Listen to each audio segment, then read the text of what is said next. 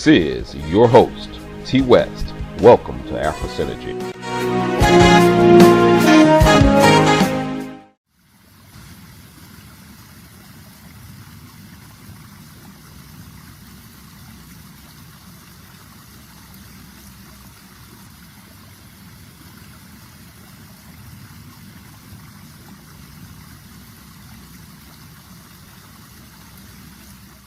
NATO is a threat to peace globally.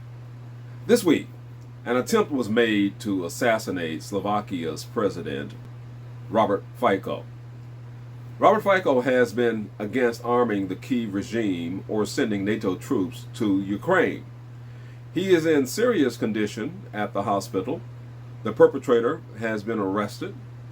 This attempt to kill Fico is an example of the very violent nature of those who run or support NATO's objectives. Ukraine has long had a kill list of leaders who voice opposition to those who came to power after the 2014 CIA-sponsored violent coup. Virtually nothing has been revealed about the shooter just yet. Now, 2.5 years ago, corporate media in the United States, Britain, and most of Europe were pushing propaganda that Ukraine was defeating Russia.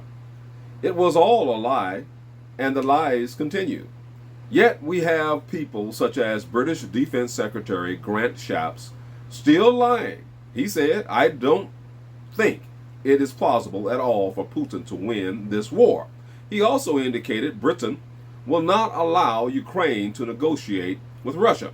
Shapps is an idiot to think Britain will have sway over whether or not such negotiations will take place. It is very clear that Russia is and will win, forcing Ukraine to surrender.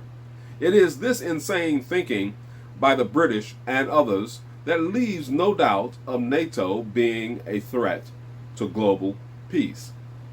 In 2011, NATO attacked the African nation of Libya. After World War II, NATO was formed with the purpose of keeping peace in Europe. But there it was in 2011, bombing Libya and arming terrorists, calling them freedom fighters. France was parachuting weapons into the Libyan desert for these terrorists. Those weapons were used to overthrow the Libyan government, while NATO provided months of air support and around-the-clock bombing of Libya. With NATO's air support on the ground, the terrorists, and many of them racists, attacked Libyan military bases, further arming themselves.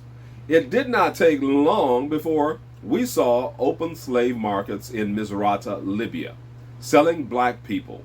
A large number of these weapons proliferated into the Sahel region of Africa and beyond, which the United States and its NATO wolf pack would further use to convince leaders in several African countries to host their military bases, claiming those bases would be used to fight terrorism. The truth was, as I said at that time, the real terrorist mastermind was setting up their military bases in African countries. The Wolfpack thought if they could get rid of Gaddafi, his idea and goal of a United States of Africa would disappear, kill him, and bury him in an unmarked grave, and his vision would die, never to rise again. They were wrong, as we are witnessing young new African leaders with a Pan-African mindset kicking out the French and the American military bases and inviting Russian forces into their country. After all, Russia did stop the Wolfpack in Syria. Vladimir Putin at the time indicated had he been president of Russia, what happened to Gaddafi would have never happened. When he became president, again, Putin put an end to the goal of the Wolfpack and their terrorist boots on the ground in Syria, a goal of overthrowing Syria's President Bashar al-Assad. In the Central African Republic, Russian forces working with the government arrested terrorists and confiscated their weapons. In Central Africa, European and American individuals and companies for decades have flown into clandestine remote airstrips and illegally flown precious natural resources out of these areas of Africa. Putin is disrupting these thieves who have also stolen hundreds of billions of dollars from Russia. The Wolfpack is determined to nullify or even eliminate Putin. In 2014, for example, the Malaysian passenger flight MH17 flying over eastern Ukraine was mistaken for Putin's plane and shot down by the Ukrainian military, killing all 298 passengers on board. The Wolfpack lied and blamed it on Russia, just as they attempted to do when the United States blew up the Nord Stream gas pipelines. Yes, they are lawless and a threat to peace globally. Now the Wolfpack's focus is more and more on China. This week, NATO Secretary General Jens Stoltenberg said, "The war in Ukraine demonstrates that security is not regional. Security is global. The main country that is enabling Russia to conduct its war of aggression against Ukraine in Europe is China." His words. He is saying that China is a NATO military objective. He said China is not only Russia's largest trading partner, but it is providing Russia with drones, critical technical equipment and parts for drones, and weapons as well as ammunition. Perhaps the Wolfpack did not understand what Putin and Xi Jinping meant when they said the two nations' relationship is limitless.